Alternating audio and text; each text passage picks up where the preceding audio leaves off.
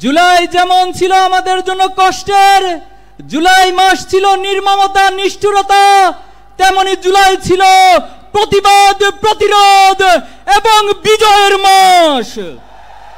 আজকে শহীদ পরিবারদেরকে আর্তনাদ করে বলতে হয়, তারা বিচারহীনতার মধ্য দিয়ে যাচ্ছে। তারা জুলাইয়ের আকাঙ্ক্ষার যে প্রত্যাশা ছিল, এখনো শহীদ পরিবার তা পাচ্ছে না। এর যে দুঃখজনক, আমাদের জন্য আর কিছুই হতে পারে না। অন্তর্বর্তী সরকারকে বলতে চাই, আপনারা স্বাভাবিক কোন প্রক্রিয়ায় ক্ষমতায় বসেন নাই। হাজার হাজার ছাত্র জনতার রক্তের উপরে আপনারা ক্ষমতায় বসেছেন। এজন্য আমাদেরকে সংবিধানের হাইকোর্ট দেখাবেন না।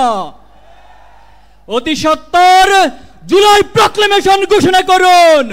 এই জুলাই মাসের মধ্যে শহীদ গাজীদের স্বীকৃতি দিয়ে জুলাই প্রক্লেমেশন ঘোষণা করতে হবে। সংগ্রামী উপস্থিতি, বাংলাদেশের শিক্ষাঙ্গনগুলোকে গত 15 বছর সন্ত্রাস মাদকের অভয়ারণ্যে পরিণত করা হয়েছে। আজকে যে নতুন বাংলাদেশের স্বপ্ন তৈরি হয়েছে, বাংলাদেশের ছাত্র সমাজ, যুব সমাজ, এই দেশবাসী নতুন করে স্বপ্ন দেখতে শুরু করেছে। কিন্তু দুঃখজনক হলেও সত্য, এতগুলো সংস্কার কমিশন গঠন হয়েছে, অথচ শিক্ষা জাতির মেরুদণ্ড, শিক্ষার মধ্য দিয়ে একটি জাতি অগ্রসর হয়, সেই শিক্ষা সংস্কারের কোন কমিশন গঠন করা হয় নাই।